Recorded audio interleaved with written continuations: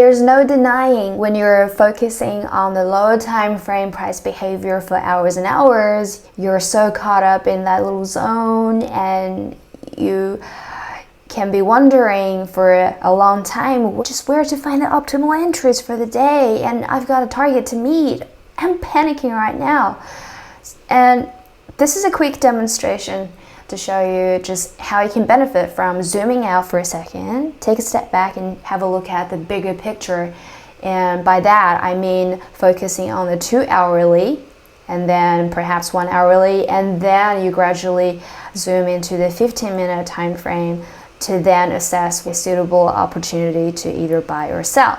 Now, when you're looking at the chart here, yesterday we had a major sell-off that really affected most of the major pairs. You probably didn't see that coming, but that's okay. My personal preference is to always wait till just after 9:30 a.m. New York time, or anywhere between 9:30 and 10:30 would have been a pretty good time to find the optimal entries. That's just typically how I trade, even though sometimes I do deviate from my usual plan. If I see a good opportunity, of course I'm not just going to ignore it. I'm going to take it if I see it.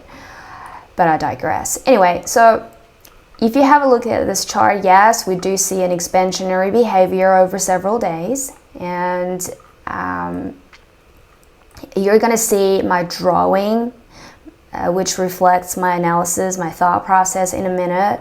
This is the naked chart, and you can see that yesterday, just following the sell-off, I was able to buy at a very good price, at discount.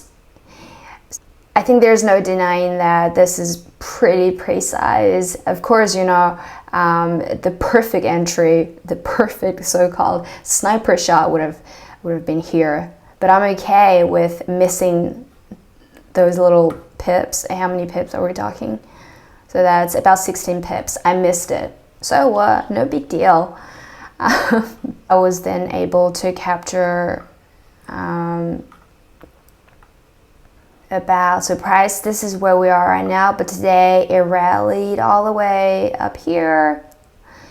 So in a minute, once I put the lipstick on this chart, you're gonna see my setup. And here it is. Okay, so this was my entry. This was my initial stop loss, which is now moved here.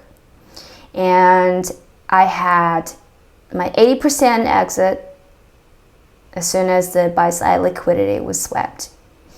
And then that was also the point in time where I moved my stop loss into profit. Now, I can of course just ditch the plan to wait for price to move up to the secondary TP,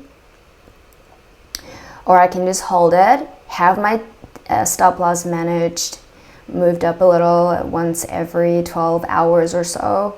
That's completely up to me, of course. So this is purely paper trading. I didn't think it was appropriate to just screen record my clients' accounts or my personal accounts for that matter. So yeah, I hope you don't mind. But I did enter the identical trade on AU, GU, and EU just to diversify just a little. Of course, they have a strong correlation, so it's not exactly diversification, but for me, it works to an extent. Now, historically, this is how I have been able to trace the trend reversal. So this has been a descending 2 hourly channel. This was the last, what is it called again? You should know this by now because I've been hammering that concept. Okay, so this is the last fair value area within the falling channel, and this is the first, theoretically the first fair value area after the price breached through the upper limit of the falling channel. You connect the two fair value areas and make sure that you engulf the price action in order to derive the new channel. And pretty much from that point onwards, the price movement has been nicely following the projection reflected by the channel, right? So this is how you, well, obviously there is a lot more behind my methodology, but this is just a quick way to tell you how to go about foreseeing a trend reversal, so to speak. So at this point in time, if I can zoom out, this is very difficult to see. When you're looking at the 2-hourly chart, you can see very clearly that when the price was pushed down towards the lower limit, this is near the lower limit, and there's a secondary 15-minute channel, which is an ascending channel that aligns with the price behavior quite nicely. And it's, given that it's very, very close to the lower limit of the 15-minute ascending channel, it was considered a very good point to start buying. Now, the second tell is when you zoom into the 15-minute analysis, your first sign is, okay, it has now breached the 15-minute ascending floor, and it's very, very close to the bottom limit of the 15-minute channel. Plus, it's also approaching the lower limit of the 2-hourly channel. Plus, we do see a whip up here that demonstrated change of character on an even lower time frame. It's good enough as a confirmation to start buying, and you would have your stop loss set just below the little wick of this second candle, the second bullish candle here. So that was, you know, considered a reasonable setup at the time. But of course, you know, you've got to have the willingness to risk a little. This was about 16 pips, so it wasn't really a big deal, and the lot size was 1.2, assuming a 20K or 50K account, and the leverage was 1 to 100. I think 1.2 is a pretty average, pretty regular kind of trade size, and you would set your TP, well, your first TP or your 80% TP would be right where the buy side liquidity pool lies.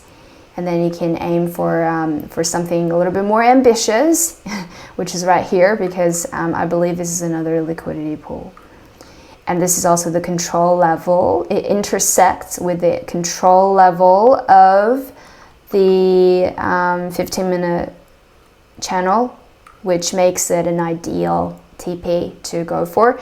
But you know what, if you want to exit sooner than that, that's fine. That's completely fine. I mean, how many pips did we capture from this entry? Right? At 65 pips, that's plenty. So yeah, this is how you can really benefit from taking a step back, just zoom out from the low time frame and have a look at the 2-hourly chart first. Doing so almost always puts things into better perspective and allows you to see better ways to target your entries. So yeah, that's it. And I hope you enjoyed this quick video.